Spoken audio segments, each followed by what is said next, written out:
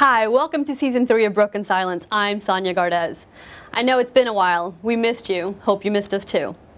Now, unless you've been living under a rock or completely cut off from the outside world, then you're probably very well aware of the trials and tribulations of our first guest.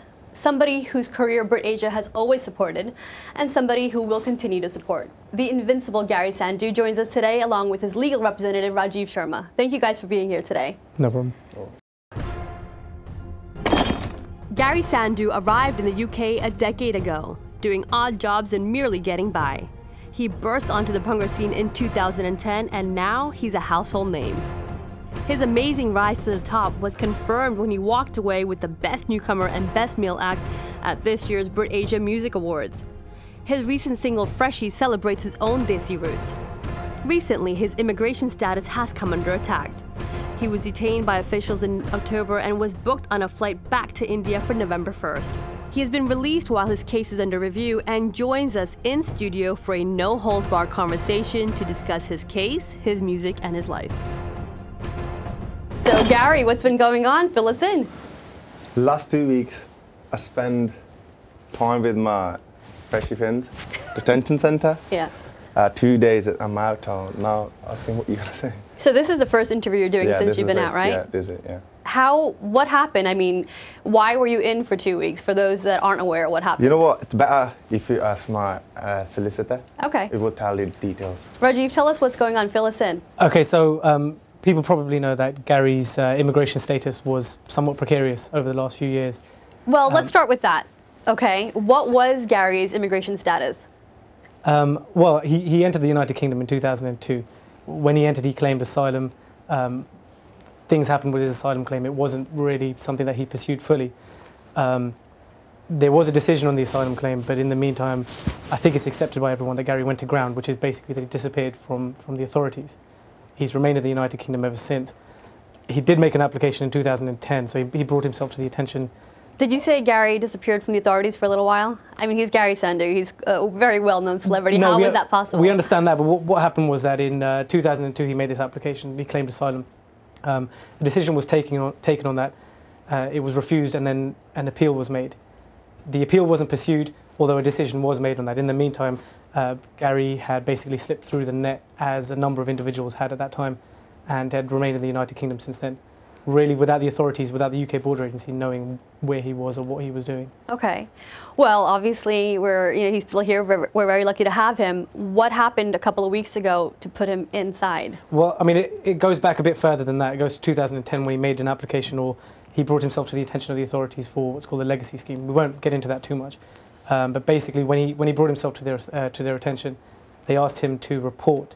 So he went every time he was asked to report. Yeah. He went to see them to sign in and have a bit of a chat with them. What made Garry... Every Thursday I went to do sign-on. Like that week they caught me. Yeah. Before 2 weeks, they asked me, I went to do sign-on. They asked me, what your status here?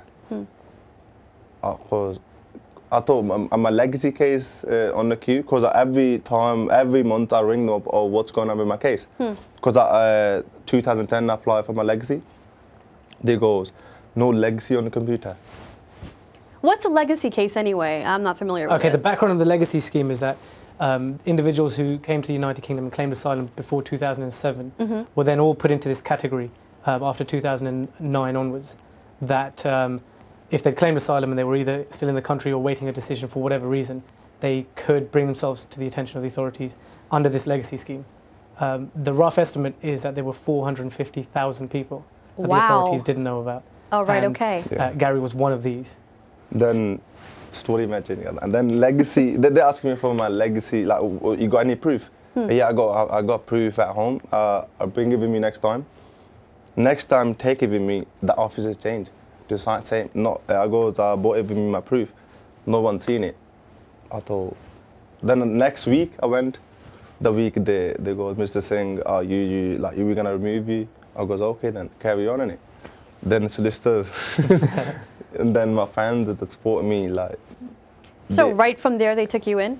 Yeah. Then they take me to London, Heathrow. I stay there for 2 nights, and then they goes, your flight on Tuesday, and they tell everyone knowing it. Then my friend just Sandhu, they just contact with my solicitor and everything. Then they apply for JR. Yeah, I should make it clear, his solicitors are Gopal Singh Uppal and Charles Simmons Immigration. They instructed me to act on his behalf in his judicial review and also in his bail application, which was earlier this week. So how did you manage to keep him from being deported? It wasn't a deportation. Deportation is for people who've committed criminal offences. Right, okay. So what is the legal term for sending him back? It's actually more difficult than that, because the legal term would be removal, but in this sense we're saying it's not even a removal, because technically speaking they never allowed him to enter the country in 2002. And so he's actually never been here. So he's not able to be removed from here because he's never been here. So you're not here right now. Two words in it: removal, remove. Yeah. Deport. Garry. You know. So they're saying to me, like in this country, you got no visa, nothing. So you go back to your country. Were you quite happy to go then, or what were you feeling? I was happy. I want to see my country after 10 years, but I'm more sad because I got 100,000 fans here. So I'm stuck. I can't say yes, I can't say no. The officer goes, you know what, you carry on. Let people, my people work, like the solicitor. If my case to stay in the country, I stay, otherwise I go. That's a good attitude. Rajiv, I mean, what's going on now? Where is Garry's situation at the moment? It's quite complicated at the moment. He's got this judicial review outstanding, but the judicial review doesn't have anything to do with his immigration status. So it's about the decision that the Home Office have taken and the legality of that decision. So we're challenging the basis of the decision, but we're not challenging it in terms of the actual substance of it. The judicial review is, in fact, to get a right of appeal to challenge the substance of the decision. So it's a long process then? It is, which is one of the reasons that the judge agreed with us on Monday and granted bail, because of the amount of time it could take. Right. So you're here now. So are you going to be performing? Are you able to perform? Are you able to work? What's the situation with that? No, I can't perform until my case is not sorted. So no perform. I'm working on album. The time I'm gonna work for my album, maybe again 6 months, like 6 years, maybe 3 months, maybe 2 months. The time I'm gonna work on my album. Would you, if you are sent back to India, how do you feel about that? What would you do with your career? I'm coming back. I'm coming back. If I have to get married to someone, I get married, then I can't live without England. So you heard it here first. Garry is looking for a wife. I can't live without England, because the most 10 years, important 10 years spent in UK. I came here with my dream when I was little, and I think about the Jazzy B songs. They're like, oh, I wanna sing like them as well. Yeah. So I'm really attached to in the UK. So if they send me back, I'm gonna come back. So do you consider? If not, they're not gonna give me visa on wedding. I'm gonna come through lorry. Can you?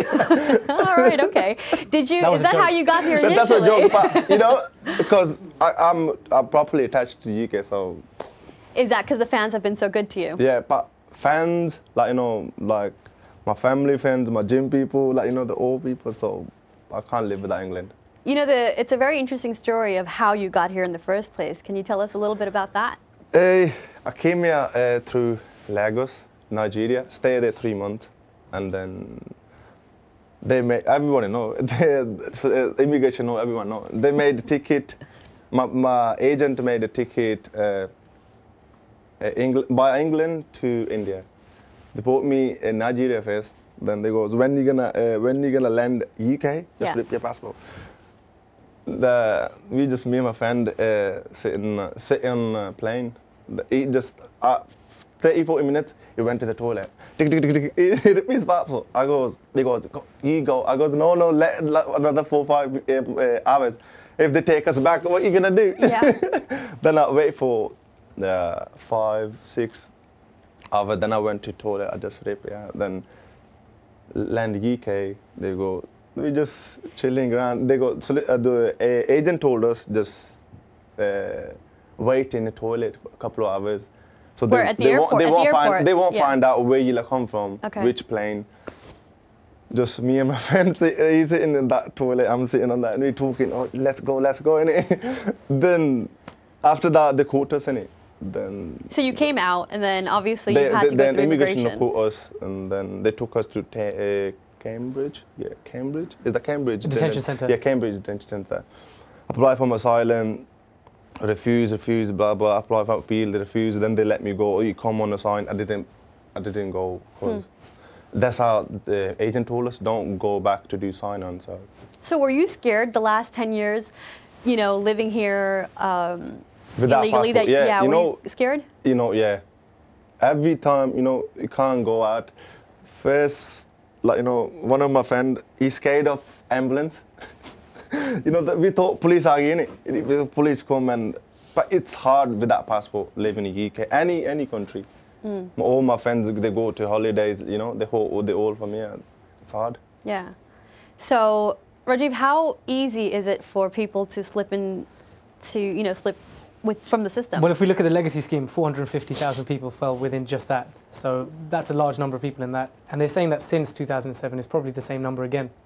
So we're looking at almost 1 million people who've claimed asylum and not been removed for whatever reason. Then there are the people who the government don't even know about, who've just entered illegally, not made themselves known at all.